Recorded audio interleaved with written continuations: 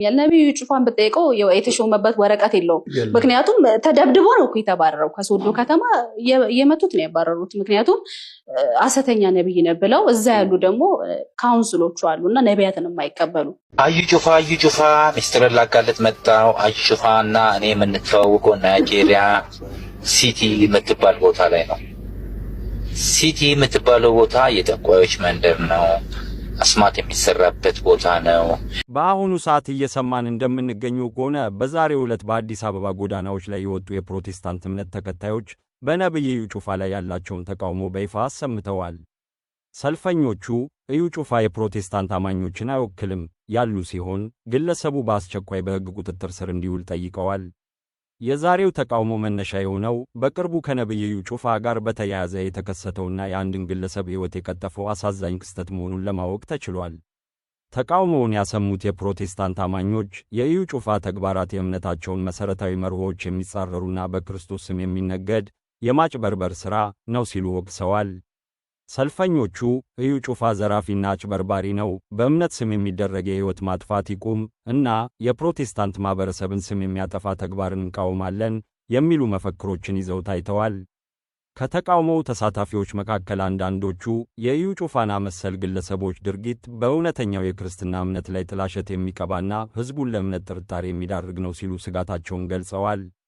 በተጨማሪም መንግሥትና የሚመለከታቸው የሕግ አካላት በእንደዚህ አይነት ግለሰቦች ላይ ጥብቅ ቁጥጥር በማድረግና ሕጋዊ እርምጃ በመውሰድ የማኅበረሰቡን ደህንነት እንዲያስጠብቁ አሳስበዋል። እናንተም እስከ ቪዲዮ ፍጻሜ ድረስ አብራችሁን የምትቆዩ ከሆነ ዝርዝር መረጃውን ትሰሙታላችሁ። በነብዩ ጩፋ ዙሪያ በማኅበራዊ ሚዲያ መነጋገሪያ የሆነው ውዝግብ አዲስ መልክ ይዟል። ነቢዩ ከአገር ሊወጡ እንደሆነ የሚገልጹ ያልተረጋገጡ መረጃዎች በስፋት እየተሰራጩ ሲሆን ይህንን ተከትሎም የተለያዩ አስተያየቶችና ስጋቶች እየተነሱ ነው። ይህ ውዝግብ የተቀሰቀሰው አንድ በኤች.አይ.ቪ ቫይረስ የተያዘ ግለሰብ በነብዩ የፈውስ ቃል ምክንያት የሕክምና ክትትሉን አቋርጦ ሕይወቱ ማለፉን ተከትሎ ነው። ይህ ክስተት በማኅበራዊ ሚዲያ ከፍተኛ ቁጣና ውግዘትን ያስነሳ ሲሆን በርካታ የሕክምና ባለሙያዎች፣ የሃይማኖት መሪዎችና የማኅበረሰብ አንቂዎች ድርጊቱን በእምነት ስም የተፈጸመ የሕይወት ማጥፋት እና ኃላፊነት የጎደለው ተግባር ሲሉ በጽኑ አውግዘውታል። ክስተቱ ይፋ ከሆነበት ጊዜ ጀምሮ ጉዳዩ የሕግ አካላትን ትኩረት እንዲስብና ምርመራ እንዲጀመርበት ከፍተኛ ግፊት ሲደረግ ቆይቷል። በርካታ የፕሮቴስታንት እምነት ተከታዮችን ጨምሮ የተለያዩ የማኅበረሰብ ክፍሎች ነቢዩ በሕግ ቁጥጥር ስር ውሎ ሊመረመር እንደሚገባው ድምፃቸውን ሲያሰሙ ነበር። በአሁኑ ወቅት በማኅበራዊ ሚዲያ በስፋት እየተዘዋወረ ያለው ዋነኛ መረጃ ነብዩ ጩፋ ከአገር ለመውጣት በዝግጅት ላይ ናቸው። እናንተም እስከ ቪዲዮ ፍጻሜ ድረስ አብራችሁን የምትቆዩ ከሆነ ዝርዝር መረጃውን ትሰሙታላችሁ። አዩ ጩፋ ሚስተር ላጋለጥ መጣው። አዩ ጩፋና እኔ የምንተዋወቀው ናይጄሪያ ሲቲ የምትባል ቦታ ላይ ነው። ሲቲ የምትባለው ቦታ የጠንቋዮች መንደር ነው። አስማት የሚሰራበት ቦታ ነው። ከዛ ፊት ለፊት አንድ ሳራ የምትባል አንድ ናይጄሪያ ግብታ የጀበና ቡና ምሰራ ሴት ነበረች። እሷ ጋር ቡና ስንጠጣ በየዓመቱ የሰውዬ እኮ ይመጣል ስትለኝ ምንድን ነው እሱ የሰውዬ ስላት ኢትዮጵያ ውስጥ ፓስተር ነው አለች። ሳራንም ታውቃታለህ፣ ቡና እዛ ጠጣ ነበር። አየችው እኔና ከኔም ጋር በደንብ ተግባባን፣ ተዋወቅን፣ በደንብ አወራን።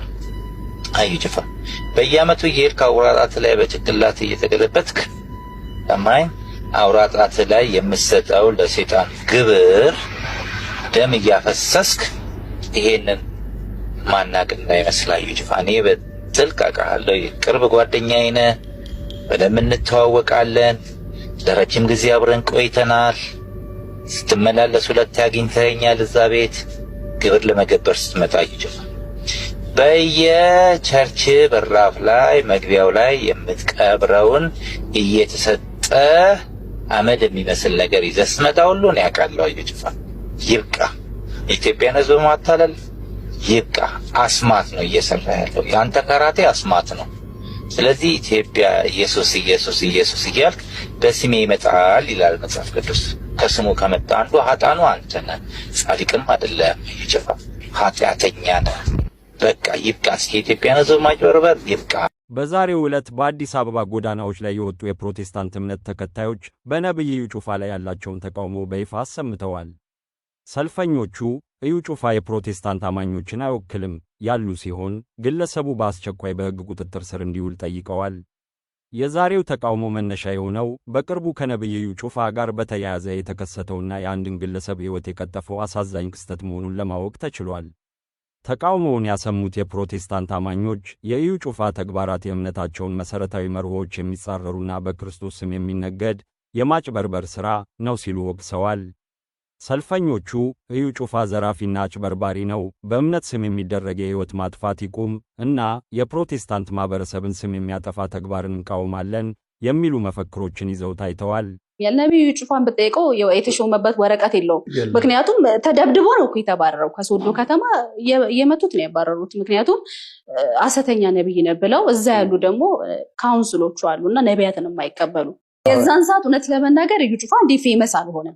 ሐዋሳ ያሉ አካባቢ ያሉ ዳግም ጂምናዚየም ላይ ነው ፕሮግራም የጀመረው። ቀጥታ ከሶዶ መጥቶ ነው እዛ የጀመረው።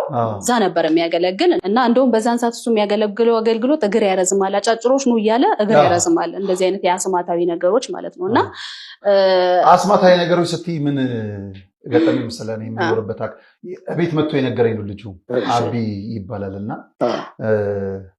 እንትን ጆሮዬ አይሰማም አለ ያዘኛለ ከጊዜው በኋላና በቃ ይፈወሳል ሲባል ሄድኳል። የምር አስማት ስላለች ነው ማለት አስማት እኮ አሁን የምታየው ነገር የሆነ ይመስላል አይዘልቅም እንጂ በኋላ ላይ ግን የለም ቅስፈታዊ መታት። አዎ የዚህ ልጅ አለመስማት እዛ ተጠራ። ማን ነው መስማት የምትችለው ምናምን። ከተቃውሞው ተሳታፊዎች መካከል አንዳንዶቹ የኢዩ ጩፋና መሰል ግለሰቦች ድርጊት በእውነተኛው የክርስትና እምነት ላይ ጥላሸት የሚቀባና ሕዝቡን ለእምነት ጥርጣሬ የሚዳርግ ነው ሲሉ ስጋታቸውን ገልጸዋል። በተጨማሪም መንግሥትና የሚመለከታቸው የሕግ አካላት በእንደዚህ አይነት ግለሰቦች ላይ ጥብቅ ቁጥጥር በማድረግና ሕጋዊ እርምጃ በመውሰድ የማኅበረሰቡን ደህንነት እንዲያስጠብቁ አሳስበዋል። ምንም እንኳን የዛሬው ተቃውሞ በአማኞች ደረጃ የተደረገ ቢሆንም ከዚህ ቀደምም በርካታ የሃይማኖት መሪዎችና የነገረ መለኮት ምሁራን የኢዩ ጩፋን ትምህርቶችና ተግባራት ሲተቹ ቆይተዋል። እነዚህ ወገኖች መሰል ተግባራት ከመጽሐፍ ቅዱስ አስተምህሮ ያፈነገጡና የግል ዝናንና ጥቅምን ለማሳደድ የሚደረጉ ናቸው በማለት ይሞግታሉ። በነብዩ ኢዩ ጩፋ ላይ የቀረበው ክስና የተነሳው ሕዝባዊ ተቃውሞ የሕግ አካላት ጉዳዩን በልዩ ትኩረት እንዲመለከቱት ግፊት እያሳደረ ይገኛል። የሟች ቤተሰቦች ፍትሕ እንዲያገኙና ወደፊትም ተመሳሳይ አሳዛኝ ክስተቶች እንዳይደገሙ ለመከላከል ምርመራው በገለልተኝነትና በቅልጥፍና መከናወን እንዳለበት ብዙዎች ያምናሉ። በነብዩ ኢዩ ጩፋ ዙሪያ በማኅበራዊ ሚዲያ መነጋገሪያ የሆነው ውዝግብ አዲስ መልክ ይዟል።